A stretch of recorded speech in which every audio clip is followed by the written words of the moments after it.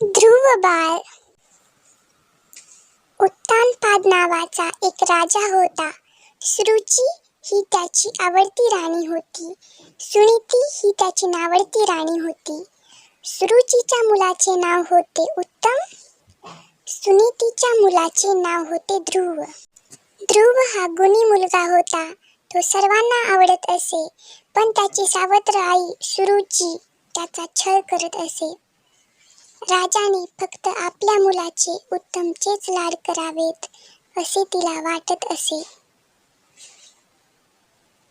एकदा उत्तम हा राजाच्या मांडीवर बसला होता.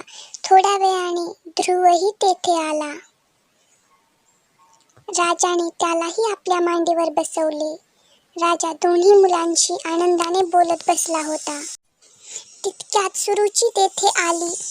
ध्रुवाला राजाच्या मांडीवर बसलेला पाहून तिला राग आला. ती ओरडली, भिकारड्या ध्रुवा, महाराजांच्या मांडीवरून उठ. फक्त माझा उत्तमच तेथे बसेल असे म्हणून तिने ध्रुवाला राजाच्या मांडीवरून ओढले आणि जमिनीवर ढकलून दिले. ध्रुव रडत रडत आपल्या आईकडे गेला. आईने विचारले, बाळ, का रडतोस? ध्रुवाने आईला घडलेले सगळे सांगितले. आई म्हणाली, बाळ, रडू नकोस. देवाने ठेवले आहे तसेच आपण राहावे बरे. ध्रुव म्हणाला, आई, हा देव कुठे असतो ग? मला सांग, मी त्याला भेटतो. अरे बाळा, देवाला भेटण्यासाठी फार मोठे तप करावे लागते. तू तर लहान आहेस. तू तप कसे करणार? आई, मी भीत नाही. मी मोठे तप करीन.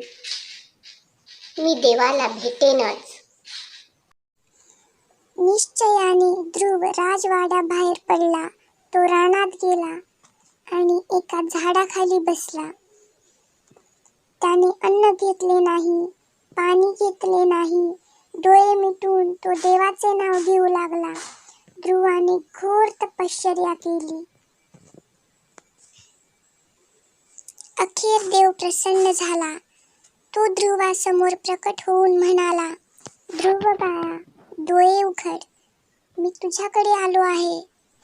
तुला जे पाहिजे ते माग. ध्रुवाने डोळे उघडले आणि देवाला वंदन केले. मग तो नम्रपणे म्हणाला, देवा, जिथून मला कधीही कोणी खाली ओढू शकणार नाही अशी जागा मला दे. मला आणखी काही नको. देवाने आकाशात ध्रुवाला अढळ जागा दिली. हजारो वर्षे झाली तरी ध्रुव अजून त्याच जागी आहे. अशा तऱ्हेने ध्रुवाने कडक तप करून अढळ पद मिळवले. रात्री आकाशात उत्तरेकडे एक तेजस्वी तारा दिसतो. त्या ताऱ्याची जागा कधीही बदलत नाही. तोच ध्रुव तारा होय. उत्तरे सांगा कमेंट मध्ये. ध्रुव रडत रडत आईकडे का गेला? ध्रुवाने कोणता निश्चय केला?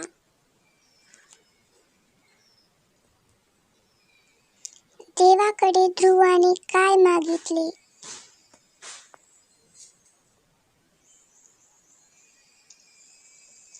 कोण कोणाला म्हणाले ते सांगा कमेंट मध्ये. तुला जे पाहिजे ते माग. मी मोठे तप करीन. देवाने ठेवले आहे तसेच आपण राहावे बरे. धन्यवाद. चॅनलला लाईक करा, शेअर करा, सबस्क्राईब करा आणि कमेंट मध्ये उत्तरे सांगा.